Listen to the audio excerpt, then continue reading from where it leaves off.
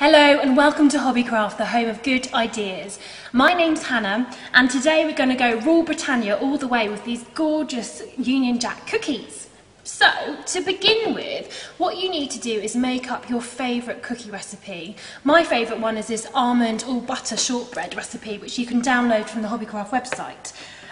When you roll the cookies out to bake them, I need you to cut them into this rectangle flag shape. So they're about 6 centimetres by about 9 centimetres in diameter. So what we do is we grab one of our cookies, place it on there, and we go onto the website again and we need to download the patterns for the actual Union Jack design. So what I've done here is I've drawn them out onto a bit of mount board, and then what you need to do is cut those out. So we've got the rectangle for the white background, we've got the middle section for the blue background, and then the cross for the red interior. So I've cut those out here, as you can see. So first of all, we're going to start with the white background. So what we need to do is dust a board. The reason why we're not going straight onto a work surface is because they might stain them and we don't want to mix up the colour. So we dust the board with some icing sugar and then we roll out our white background. So it's best to cut all the white backgrounds at the same time. I'm just going to do one for now just to demonstrate it for you.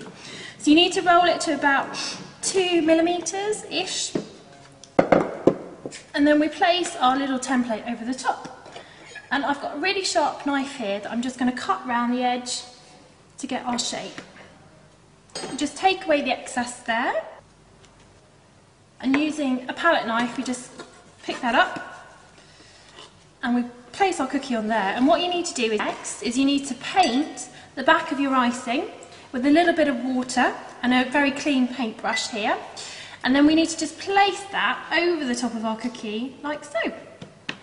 And you can see sections there where it's kind of coming over a bit. You can just cut those off just to neaten them up. We need to now do the next layer, which is the blue layer.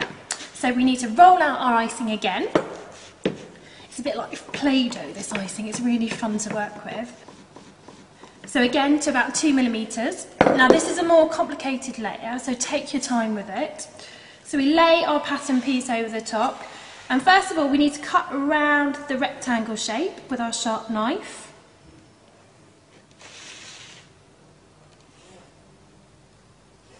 Take away the blue excess, and then we need to cut, you see these little sections, we need to cut these sections out, these are little triangles that we need.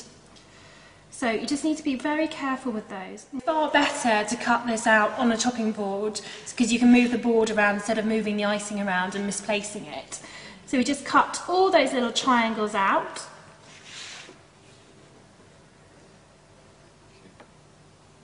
Okay, now I've cut them all out. What I then do is I take the template and I place it over the top of the white. It's a bit like a puzzle. We're going to fill in the pieces again using this template as a guide. So what we do is we take our pieces, paint them again with water and just pop them in between the gaps.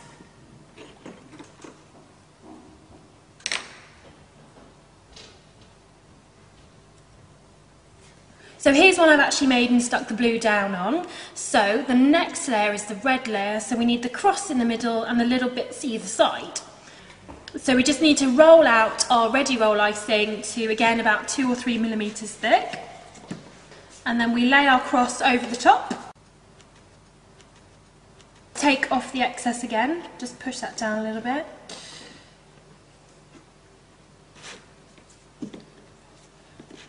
I'll just give him a little bit of a tidy up around the corners. So as before, we need to just paint the back of him with some water to act as a bit of glue. And then we take our cookie and we just lay him over the middle like so.